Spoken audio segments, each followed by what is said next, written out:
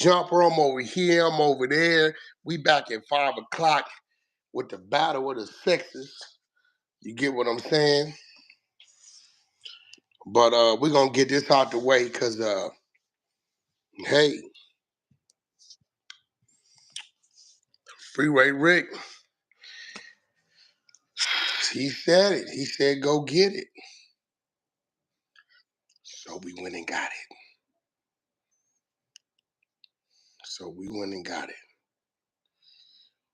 He said go get it. So we went and got it. Those of y'all don't know, there's a episode up on Vlad where Freeway Rick FaceTimes me and asked me why I called him a rat. I said, hey, my brother, I've been defending you.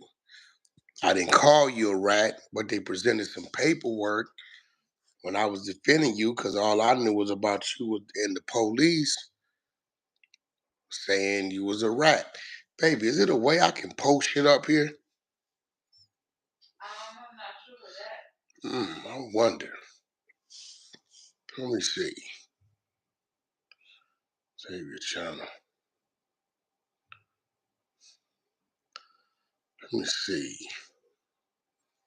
That's just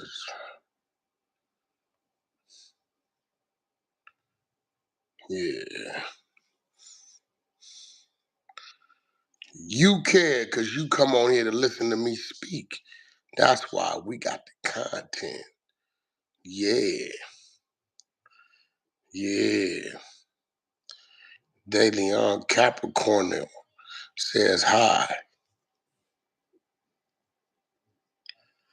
Oh, hold on.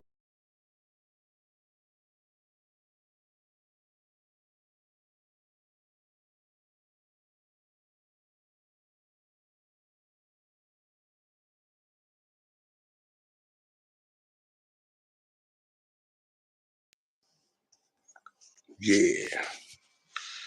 Check this out. I'm everywhere. We got no jumper popping. I'm on the Adam and Wack show right there. We got this popping, that popping. We back over here. We here at 1. I got 600 gonna pull up. Then we back at 5. We got Princess Love, Damn Homies, R&B, and a few other surprises. Me, Cap Jazaria, my nephew Brock, my main man Lavish. I might even bring Drewby on here. You know what I'm saying? Battle of the sexes. Is it double standard? Why women can't do what men do? Ain't that about a... Because you ain't a man. We're going to say that for 5 p.m. right here on the Honey Show. We came here briefly to address Freeway Rick and Rick saying that I had no right to say he was a rat. I didn't call him a rat.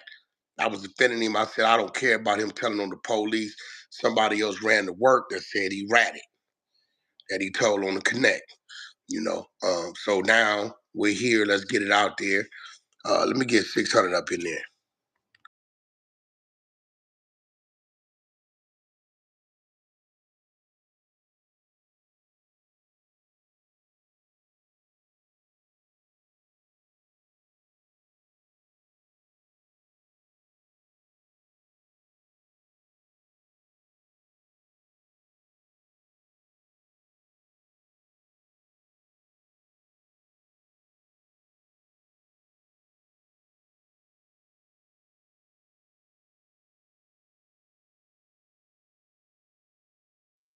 All right. There we go. Let's see if we get those 600 up in here. We had 81 people. Let's get it up to 100. Listen, broke ass nigga. You broke ass nigga. The boy Freeway Rick say you was scared to pick the phone up because you owe him some money, man. Check What this out, kind of man. money you borrowing from Freeway Rick? Check this out, man. I'm gonna keep it real.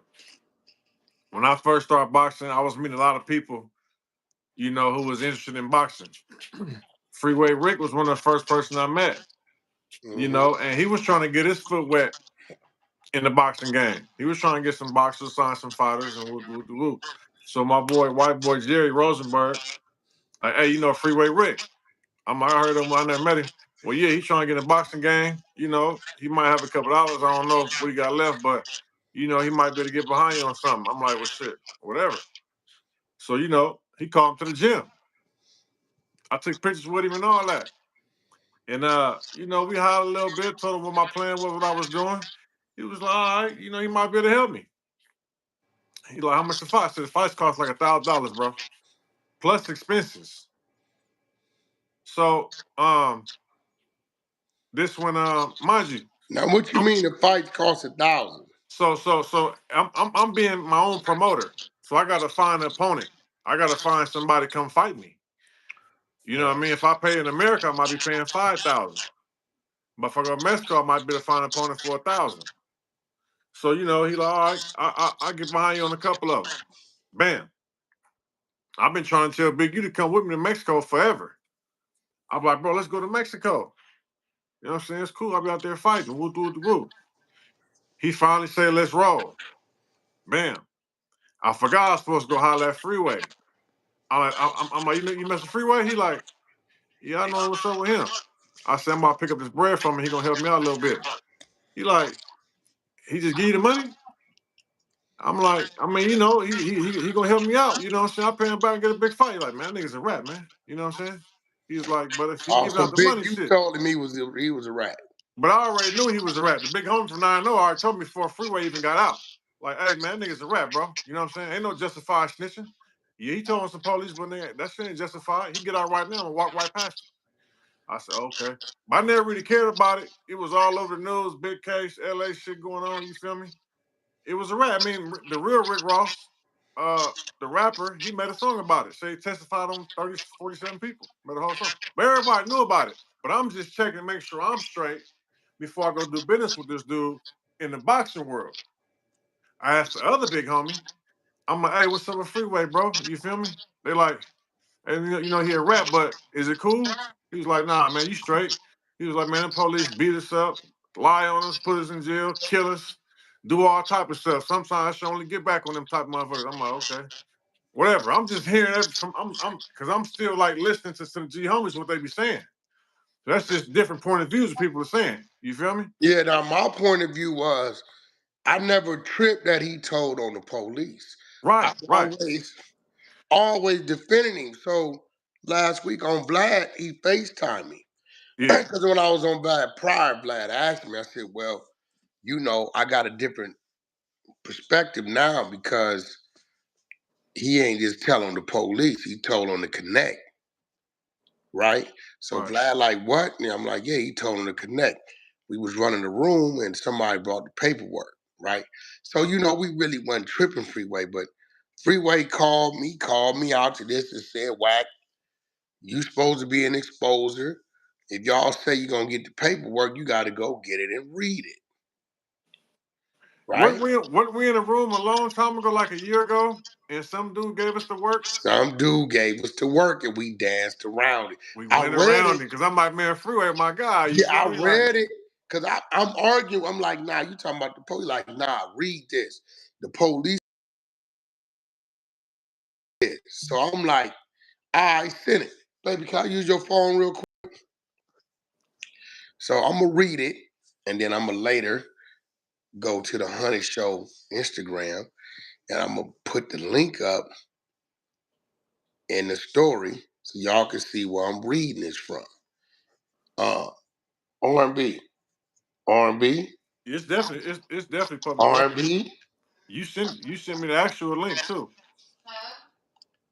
Yeah, can I use your phone real quick? You out? CIA Yeah. Contra crack cocaine controversy. Hold on. Let me go ahead on and get this phone. Hold on. So that was a little bit about my story, how I first met him, and I'm doing my background on him the whole time. You know what I'm saying? And some people say he might be all right to roll with, but some people like, hey, bro, ain't no justified snitching. You know what I'm saying? So you know, so as far as the money come in, he do look out for me. You got to work? Okay, here it is. I'm reading it, and I'm gonna put this up on the Honey Show IG in the story. Part 3, the defense case. In the defense case, Ross' attorney called Los Angeles Assistant U.S. Attorney Michael Emmerich, the prosecutor in the Big Splendor trial, and elicited testimony about the nature of the case, the extent of Ross' cooperation. Ross' defense, however, focused on the claim of entrapment. Dr. Melvin Book, Ross' former tennis coach, testified that Ross had complained that someone was harassing him to do a drug deal despite Ross' protest that he was no longer involved in the drug trade, and he had gone straight. James Galapia, a Los Angeles probation officer who had worked with Ross on anti-gang projects, testified that Ross was addicted to the drug business and very vulnerable after his release from jail. Ross' girlfriend, Marilyn Stubblefield, testified that Blandone and his wife had made frequent calls to Ross. Now that's his other people. Now, Ross testified on his own behalf and told of his history in the drug trade. He testified that his business had grown rapidly once Blandone began to supply him cocaine at a lower price. Ross said that he and Blandone became friends as Blandone taught him about the drug trade. Ross testified that he tried to get out of the drug business after his run-in with corrupt officers in Los Angeles, but Blandone kept trying to pull him back in. Ross said that he always did what Blandone wanted him to do because he was Danilo, you know. He was like my God, my number one person. I wanted to be Danilo. Ross testified that Blandone was still involved in the drug trade after he moved back to Miami, and that both Ross and his partner Ali Newell negotiated drug deals with Blandone there. Ross testified that even after he moved to Cincinnati, this is what Ohio kick in, to get out of the drug business, Blandone kept pulling him back in. After Ross moved back to Los Angeles from Cincinnati, he tried to stay away from drugs and follow his dream of working on a performance theater for youth and his neighborhood, but instead found himself arrested on Ohio charges. Ross said that when he was released from prison in Texas, he was working as a garbage hauler, trying to earn money to pursue his dream of organizing a community theater. But Blandone contacted him and asked him to call Blandone Collect in Nicaragua from a payphone. When Ross called, Blandone told him that Tony had stolen money from Blandone, that Blandone needed Ross to help to earn money back. Ross testified that he repeatedly told Blandone he did not want to be involved in drugs, but he nevertheless maintained contact with Blandone because he wanted to sell Blandone a car. Ross said that he asked about the price of drugs in the tape recording conversation because it was just a habit to ask, although he had no desire or ability to conduct a drug transaction. Ross testified that he was in the palm of Blandone's hand. I was like his puppet. He could pick me up, you know. He could tell me to do almost anything, and I would have done it for him. Ross said that Blandone had asked Ross to kill someone for him before, but Ross had refused because he had a strong feeling about killing people. Ross stated that he had not participated in the negotiation between Chris and Blandone, but had merely been present. Finally, Ross testified he had agreed to do the drug deal with Blandone because Leroy Brown was lending Ross money for his community theater, and he had promised to forgive the loan if Ross introduced him to Blandone. Ross testified that he had never intended to engage in drug dealing until Blandone started calling him. Nigga, that's telling. Yeah, you can't. It's no way around that. You know what I mean? Like it ain't. That's clear, black and white. No negotiation, no excuses, no nothing. Dude's a rat. It is what it is. See, I never actually read that. I seen the other one when he testified on the police. You Yo, feel me? And I remember I so told him, I said, bro, we was running the room, a dude came in there. We immediately thought he was talking about the police. right, right. We Because we all started saw that. defending. He like, nah. I said, bro, you don't know what you talking about. He said, I'm going to send it. I started reading it. And I remembered Ohio. I That's said, what I remember Ohio, yeah. Because I I was like, man, I remembered didn't even mess with Ohio. Ohio. Yeah. But even after the fact, we let it, usually we go to dig it, right? But we let it go because it was him. Right. So Freeway, come on, man. Come on. You just went on Vlad. Now Vlad gotta run this. Vlad might be about that time again. Vlad has to run this. Why didn't you just like maneuver around that question with him? Like 600. If it's a big old ugly broad that you know you dealt with, and out of Mm-hmm. nowhere somebody say, "Oh, I know about Caroline," and you know that's her, you not gonna challenge them to that? He like, you on there like, nigga, all I fuck with is bad bitches. What Right. about Caroline? Oh man, I was just an old friend of mine. You ain't gonna say what Caroline? I don't, cause you know, Right. man, I really was fucking with Man, Caroline. you know what's crazy? That day we talked on the phone. When I didn't answer my phone, I was training somebody and I got done. We all got on the phone. And when we mentioned it, he never denied it. That right there was like, whoa. See, when nigga What you want to defend mean? his name, like when nigga brought up the Ohio paperwork, this paperwork, he didn't defend it. He was just like, where you get it from? Remember? So right there, I'm like, oh, he not even saying he never told or made no other statements outside the police stuff. He's the one know where we got it from. He ain't saying, I ain't never told nobody, bro. That ain't me. Where y'all get that nigga? That's a lie. He ain't say none of that. All he said was, who said that? You remember? And we Yeah, was trying that's to crazy. figure out the dude name who gave us the work in that room that day. But I'm glad you got it. Yeah, I mean, look, we wasn't even thinking about it. Right. For all y'all, you exposers is converting to you been exposed. We still here. The For team sure. Prince, Ghost, and Lavish, me and 600, we still here. But Facts. we moving into a marketing and promoting company, bro. Yo, Freeway, you did this to yourself.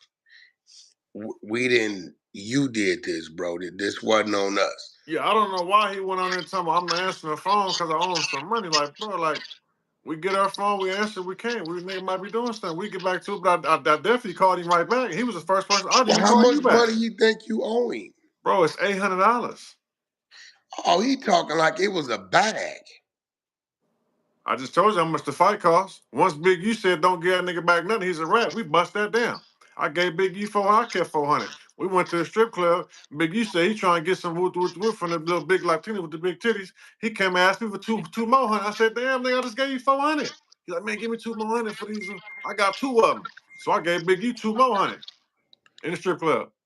You This know, the when he strip got. club in Mexico. In the This strip when he. club, they got This the when he rooms. came back, and we had to send him to the private clinic where he got Right. burnt. They I was got that was yo. that that was that was Oh, now so I about didn't seven know he years was ago telling the now. truth. He said he caught it in Mexico. I'm like, nigga, you ain't been in no Mexico. That's I sent you the picture. We all went. Listen, we stopped at Freeway House that morning. We shot out there, went to the weigh-in. Big, you hopped on the scale to the weigh-in. You feel me? Because you know you got the weigh-in is the day before the fight. So that Friday night, the fight is Saturday night. So that Friday night when we all went out, did we do? And then Players I went to Wham, wait. jail, leaving the Players fight. Wham, hold on. Players Wham said, Paru and the Crip talking. Bro, you gotta be from out of town. He's my town. Gotta Yeah. be, bro. Do you not understand Crips and Bloods make music, make money, travel, do business? Nigga, look at the whole death row. What, some of y'all be either y'all was born in 2010 you just a L7 for real. Gotta be. No, they watched the 80s and 90s movies. Oh, A lot of our people watched all the 1980s and 90s movies. is that what it is? Believe it or not, when I leave LA, still to this day, they still think we doing what we doing 30 years ago in LA. They still think it's like that. With all the technology, social media, people knowing, they still think we maneuvering in LA So they like still Menace to think Boys in Society, the Hood is going on. Colors, and Boys in the Hood. Yep. Well, um, keep watching. Um, keep watching, and we gonna keep watching. We doing what we doing. 6, I see you back in Vegas. You know I'm here, man. Come on, man. I got a meeting in the morning, so I'll come a day early, come to the win. You know. It ain't windy, but we at the win. And I'm Yo, just chilling, man, bro. is it me or is Vegas been seeming kind of dry lately? It's dry. I mean, it looked dry from the view, right? It's just dry. Just the strip. When you can go down the strip It wasn't Friday, no traffic. no traffic, you know there's something going on. Yeah, Right. ain't no traffic. Yeah, ain't nothing going on. Freeway, listen. But those of y'all, we just came on here to address this. We got a 5 o'clock battle of the sexes with R&B on this channel.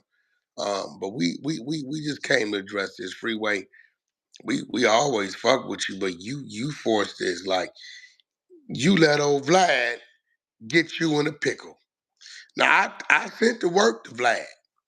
Vlad ain't responded. That ain't like my brother Vlad. He usually respond with something. So I'm gonna have to give old Vlad a call, or Well, either Freeway today, his man too though. Freeway his guy though. or either today is family day.